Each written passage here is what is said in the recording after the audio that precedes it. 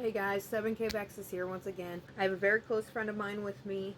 There were three dreams that he had actually in a row, one day after the next. But I wanted to talk about two of those with you guys. This happened a couple weeks ago. They seemed very significant to him and he couldn't get it off his mind. After he told me, it's been bugging me. So I got permission from him to tell it to you guys because it makes it easier, or have him speak it. But he doesn't really want to be on camera. He's a little camera shy, and I completely 100% respect that and understand that. So I figured I would just share this with you guys.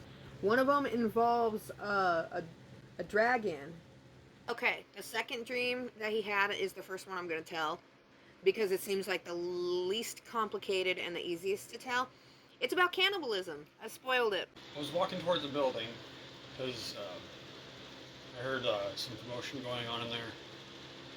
And then I tried to break in, and then I realized I heard people inside. So I went around to the back, and there was like this little window you can peek through. Like you'd have to like put a crate in front of the, like, next to the building in order to get up to the window high enough where you could see through it. Before you got to that window, didn't you go into a kitchen? You said you had gone into the building, and you said there were a bunch of water jugs, like 5-gallon water jugs that had like all of this nasty residue on them. Yeah, it was kind of like a blackish kind of. It was kind of like an oil, yeah. Like oil all over everything.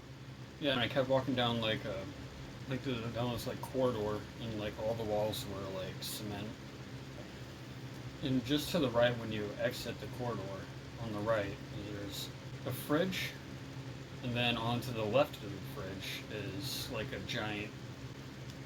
It's like a giant oven that they use to like the big rotisserie ovens. Yeah. That they have the spits and. It's like all metal, and then they have like shelves on it. Door. Like a big old industrial oven. Yeah. Okay. First thing I opened up was the fridge, and I saw like these little tiny containers, you know, that you would get like if you ever go to Taco Bell and you get that side of cheese, and it has like those little plastic containers. Yes. That they put the cheese in. Oh, you never told me like this. Containers like that, but they were filled with like this black tar oil. Ew. And there were like stacks of them on top of each other just in the fridge. Oh, you never told me that. It started to come back to me. And then I smelled like some kind of like off smell coming from the oven. So I opened it, and then there were just like these people. There was a male inside, and then a female inside. They like, both had like these curled up. Oh God, what is that? What is that where they put the skewers were like pig or whatever? Yeah, where they put like the spit through the animal and then they spin it on it. Yeah, it was something like that. But the human, like, were they bound or anything, like with cords or something? Yeah, they were bound with cords so that way their arms or legs wouldn't like dangle. Yeah, you told me they were in a ball. Yeah, like they were cross-legged and everything. Like their arms were all bunched up. And they had the metal thing going through their mouth and coming out their rear. Ew. And, yeah, and it was like stuck inside this thing that would like spin the bodies, and they would just like slowly cook. And then after that, I kind of closed it in shock, and then I heard somebody walking through the walking in from the front of the building through the front door. That's when you heard the people and you wanted to escape out the side, right? Yeah, and then there was another door on the left of the oven that went into this supply room where they had like a bunch of empty boxes and shit. Okay. So I hid in there, and I just waited for them to do whatever that they were going to do with whatever they were going to do with the bodies in the oven. So they left, and then as soon as they left, I left, and then I went around the back. And then that's when I put the crate next to the building so I can get high enough to see. To look in the window. Yeah, it was like a small rectangular window. It was like way at the top, so you couldn't see it unless you stepped up a crate. And then I watched from there. They were going through the fridge, making sure everything was in order, checking to make sure they either made enough of what they needed. Had enough supplies. Yeah, and then they were just like going through the oven and making sure making sure everything was going good in the oven, and they just closed it, and then after that I woke up. Oh, didn't you say like they took the bodies out and they flipped them around? Yeah, they had to turn them over like you would like a pig on open fire. Like that's pretty descriptive, man. Did it bug you? Yeah. Yeah, because I remember you telling me that you couldn't get it off your mind. Well, I had chills when I woke up. I never get chills when I wake up like that. Yeah. That was the day after you had the dragon dream, Yeah. correct? Okay, so what was the dragon dream? All I know is it had some sort of cataclysm and like earth opening up and stuff. With that one, you said at the beginning of it that there were people traveling along in a car and the earth opened up.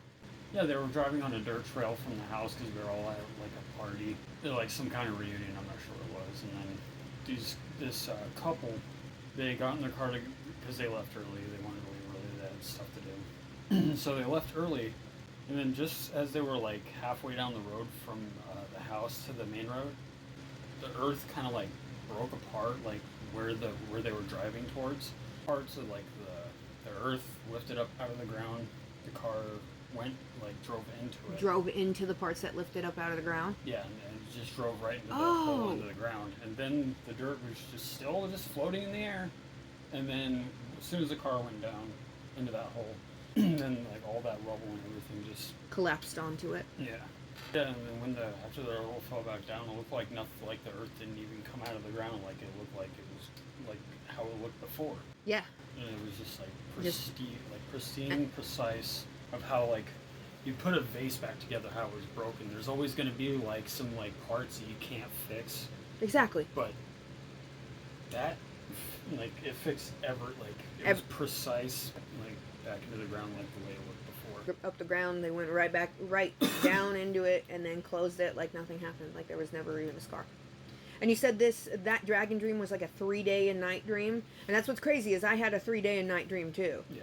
Is it was like a 3-day and night kind of purge zombie thing where like it wasn't like zombies, it's like everybody went cannibalistic, like, and then every day that it increased, they got more mindless, like they got upset, they didn't want to do this, but they knew there was no choice, so they started just getting like numb from it, like someone doing a drug. For some reason, those 3-day and night dreams, it's like you're covering 3 days within the dream. Those really mess you up, man. That was the first day. The second day was the day that you guys got superpowers or something. Yeah.